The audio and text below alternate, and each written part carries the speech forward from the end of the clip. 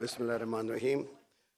First of all, let me thank DawnNews and the Population Council for providing me this opportunity to share my thoughts on this very important subject. And I want to commend DawnNews for these initiatives, which are not usually so much on the radar of an ordinary citizen or even the policymakers.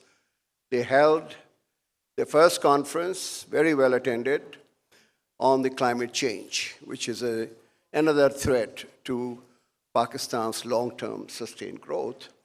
And this one, which is on population, is equally a kind of deterrent to the self-sustained growth over long term if we do not take policy measures. The question which is almost on everybody's mind as to why population or climate change have not been implemented, despite the fact that everybody realizes and pays lip service to improve from point zero, where they started, and to point 5, and then approach the point 10, which is the terminal point.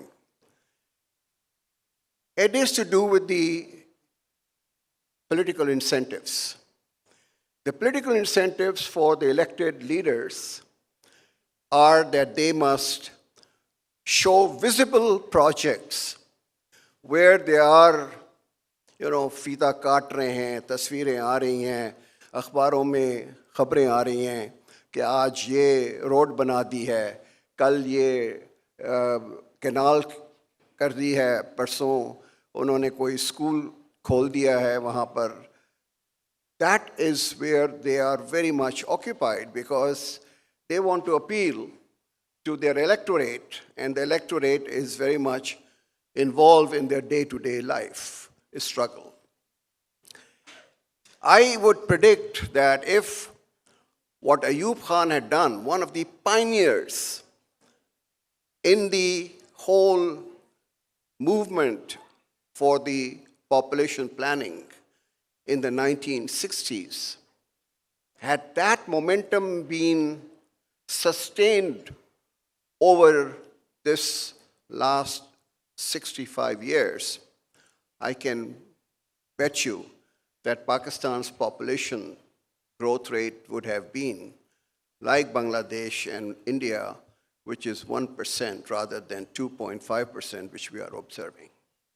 So there has been no consistency, no continuity, and no commitment in order to take those measures which were necessary in order to curtail this population growth. And the causal relationship between sustained economic growth and population and high living standards is very clear. The higher is the fertility rates, the lesser is the capital per worker. And when you have less capital per worker, you have lower productivity. And all of you know that growth over long term is a function of labor supply and labor productivity. So, and total factor productivity. So if the productivity is not rising, your growth rate will be very low. So I made a calculation that if Pakistan's per capita income, if we had followed the population growth rate, was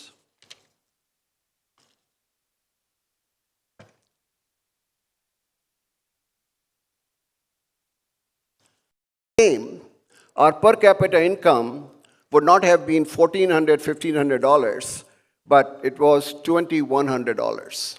So the living standards would have been higher. The revenue generated from the government, which is a higher level of standards, would be quite high, as well as the expenditure capacity on education, health, social protection, drinking water supply, sewerage, sanitation, which are the correlates of very important population control or population curtailment, would be higher than what we have been spending. The second point I want to make is that it is not just the money alone which is responsible for the predicament we are. It is the institutional fragmentation as far as the population subject is concerned in Pakistan. Population requires a multi-sectoral, multidisciplinary, all hands on the deck approach, where the federal government, the provincial governments, the private sector, and the NGOs and the community organizations, they all work together hand to hand for a particular goal. Here we have so much of fragmentation.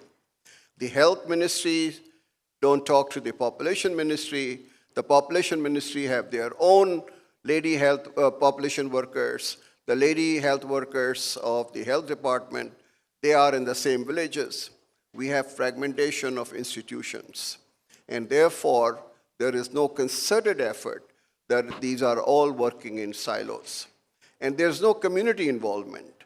So unless we devolve the population not only from the provinces, but to the local government level, where the communities take the decisions as to what the measures which have to be taken, and they know their situation best, this will not really make any dent as far as the population growth is concerned. And my third point, which I want to emphasize, is that the present National Finance Commission award criteria and also the representation based on population give an incentive for exaggeration and inflation of population count. I have been a witness in very high-powered meetings where one political party said we would boycott the election, the census results, if the final count of my district is not X. So what is the message? That the more you exaggerate, inflate the numbers, the better you would be, because 82%, first it was 100%, now it is 82% of the NFC award is based on population. India has succeeded in coming to grips with this problem. They froze their population of the 1971 census for 5 decades, and also the representation. And they introduced a demographic dividend in there. So the southern states today in India have reduced their total fertility rates, their infant mortality rates, their maternal mortality rates, while they have exceeded the North India as far as the per capita incomes are concerned. So they are best of both the worlds. They are curtailing their population, but at the same time, they are increasing their living standards.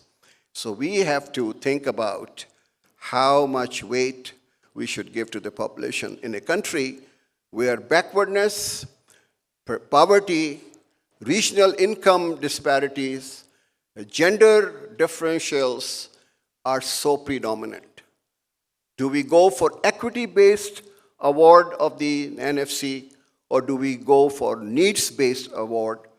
Needs-based award is based on population, while equity-based is on multiple criteria where the backwardness, the regional disparities, the demographic dividend, the climate change, these are also factored into the criteria for the award among the provinces. These are the 3 important points which I thought I would share with you, and I hope that we will not just have the end of this conversation, which has started yesterday, but there will be a follow-up And I am quite happy that one of very stars of the civil service, Hamid Yaqub Sheikh, whom I know for a long time, is now Secretary Health. And he's a doer. And I always have argued that the Education Ministry, the Health Ministry, the Poverty Alleviation Ministries, they should be manned or womaned by the best and the brightest of the civil servants, not the finance, not economic affairs, not planning.